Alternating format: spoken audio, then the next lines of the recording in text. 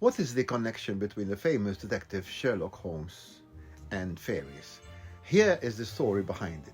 In summer of 1917, 9-year-old Frances Griffith, with her mother, went to live with her 16-year-old cousin Elsie Wright in Yorkshire. Frances's father was a soldier in the First World War, and they had lived for a while in South Africa. Notwithstanding the difference in age, Frances and Elsie got on very well. They used to enjoy playing in the countryside behind their family's cottage in Cottingley. Once they came back home a little later than usual. They were drenched and their clothes were all muddy. The answer to where they had been was that they were playing with fairies. The adults and friends who got to know about this teased them about it. Elsie's father was a photographer, and he told them to take the camera with them if they were to go again, and the next time they went, they came back with the camera and asked their father to develop the photos. For those who are young among you, photos have not always been digital. Even when I was younger, they had to be developed chemically as negatives and then printed. When they were printed, Mr. Wright laughed them off. Their mothers had a different approach. At that time, in that area and many others, meetings of the Theosophical Society were being held on a regular basis.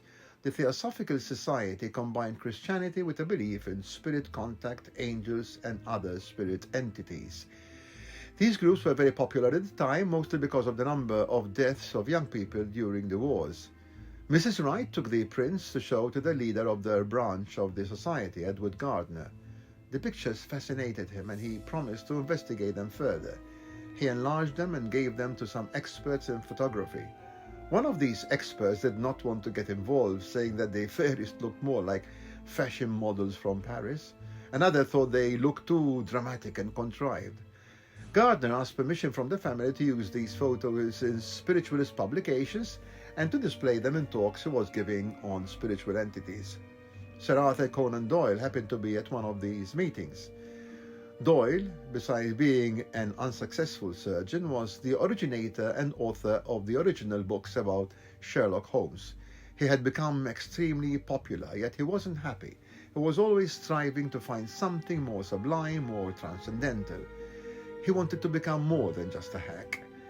His first wife, Louisa, had died in his arms of tuberculosis, and he fell into a state of depression and tried to go to join the army in the Boer War. However, he was too old and he was made army surgeon. He did not last long after seeing the horrors of warfare.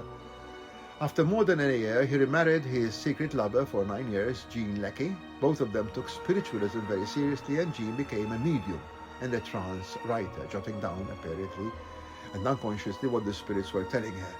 Conan Doyle became one of the greatest promoters and advocates of spiritualism. When he saw the photos that Frances and Elsie had taken, he was totally impressed. He wrote an article about them in the Strand magazine in 1921. Then he bought the girls a new camera each to get more photos of the fairies, and they delivered. 2 years later, he wrote a book, The Coming of the Fairies. These writings and the photos made great impact worldwide. Not everybody was as impressed as Conan Doyle. There were many skeptics who were surprised at how an author who had created such an intelligent and investigative detective could fall for such a prank. Conan Doyle remained convinced until he died 8 years later at the age of 71.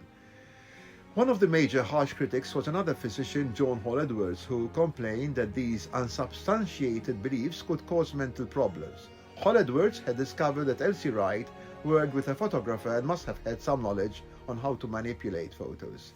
In the meantime, the girls became adults, got married, and traveled to America, India, and Egypt before they returned to Britain. The issue rose again in 1982.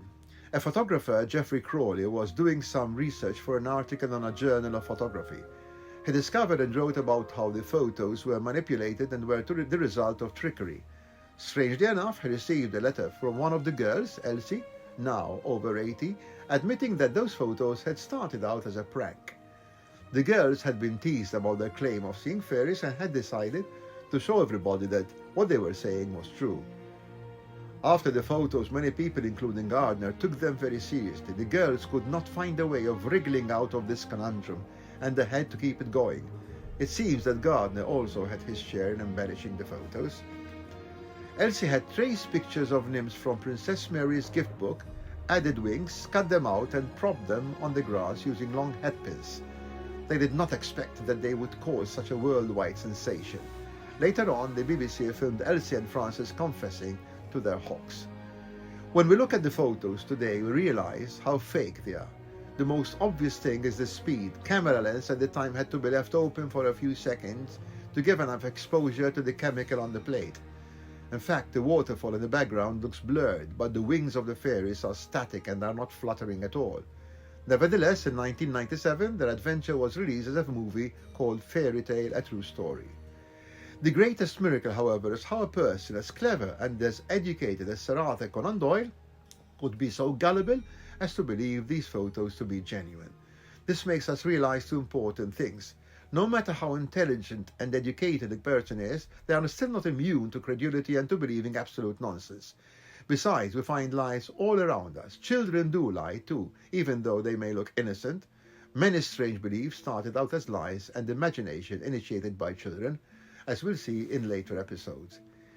I would like to thank you for watching and listening to this interesting topic, and if you have any comments and questions, please send an email to me on shettigo@gmail.com, and I'll try to talk about what you suggest or answer your questions. In the meantime, thank you for watching and listening, and I hope to see you in the next one.